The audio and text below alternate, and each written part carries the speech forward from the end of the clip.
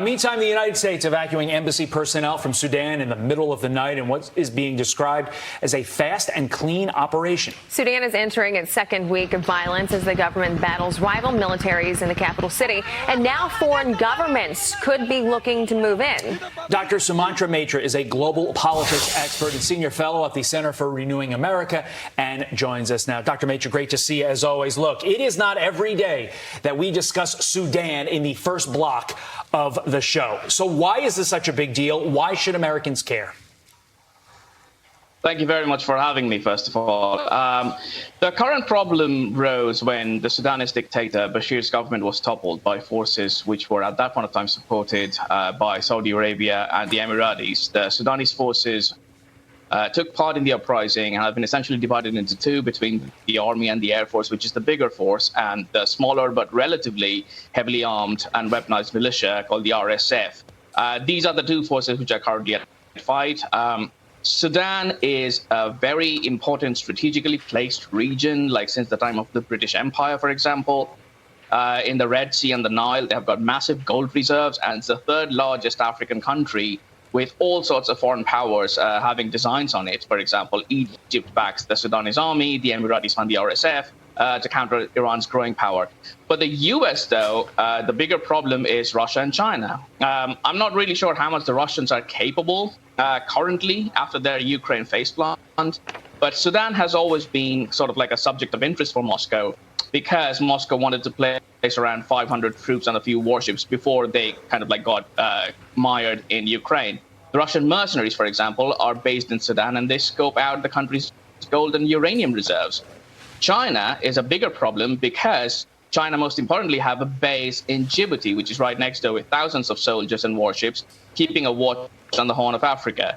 Now, the Biden administration wasn't really interested in the geopolitics or understanding the geopolitics of the region, and was continuing the Obama-era policy of focusing on the human rights and promoting liberalism in Africa instead of a purely kind of like a narrow idea of great power politics. It has been like that for the last 10 years almost. You remember how recently Senator Vance talked about how the American ambassador pick for Ghana, for example, is not someone who understands African culture, but essentially is a woke foreign policy person with America, not having any kind of leverage in Africa since the Arab Spring. In Sudan, we should have been, for the last 10 years, been in a detached and determined fashion, back the side. We just wanted to restore order. But in this case, we sort of went into moralizing, the Biden administration moralizing the country. And I don't think it's capable enough to take a tough, cynical kind of decision at this point. So with all that being said, do you think the Biden administration, they can really get a grasp and a hold on another conflict? I mean, it's just conflict after conflict around the world. Right. No. To answer your question, no. To understand a conflict, you have to understand the country's history, not just like its military prospects, but also its history, its art, its culture, its tradition, for example. I don't think the Biden administration knows anything about Sudan that much. They know that Sudan has been one of the North African, East African countries. From the Arab Spring onwards, they have faced this kind of problems inside. The militia that is now currently the RSF was essentially a militia which we acted together and then we sanctioned in the 90s because it was created by the same government which was toppled.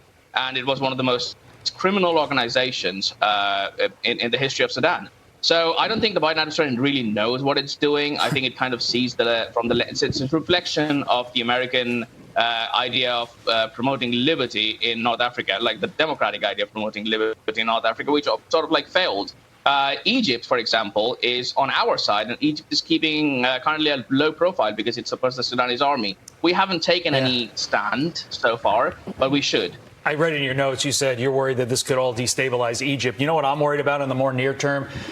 our federal government can't seem to get people out of locations. First it was Afghanistan, now it's Sudan. We're telling people to shelter in place. I mean, what has happened to the United States of America on the world stage when our people are in danger? A topic for a different day, obviously, but scary nonetheless. Meantime, it has been less than 2 years since the U.S. withdrew from Afghanistan. Leaked documents reportedly showing ISIS is already using the country to plot terror attacks. Dr. Maitra, every expert we had on said this would happen when we left Afghanistan. They said it before, they said it as it was happening, and they said it in the weeks immediately after.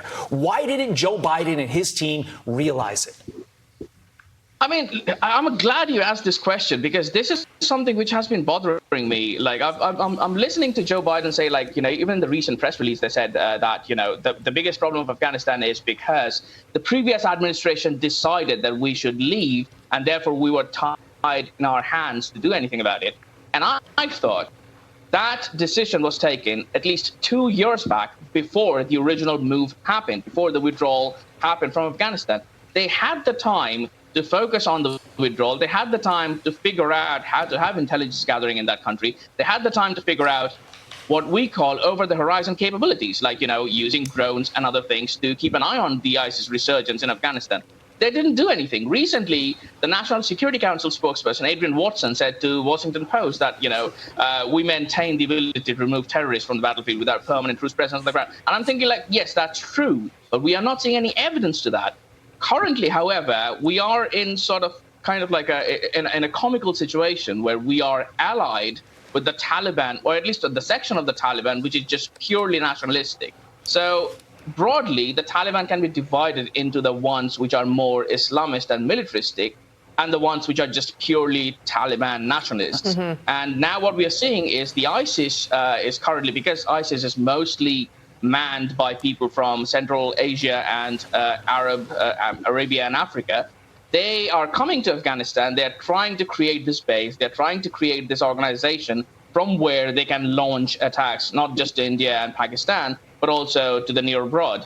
And we are seeing this conflict between, increasing conflict between the nationalist side of the Taliban and ISIS. It's crazy. And we are kind of like in a tactical alignment, so to speak, with the Taliban. I think it's a complete weird situation. I think it could have been resolved before, but here we are. I also think that it would be naive for any American or anyone around the world to think that ISIS wasn't plotting something, but to see it all laid out here like this makes it much more concerning because now we can see it at face value. Dr. Sumantra Maitra, thank you so much for your time and your insight this morning.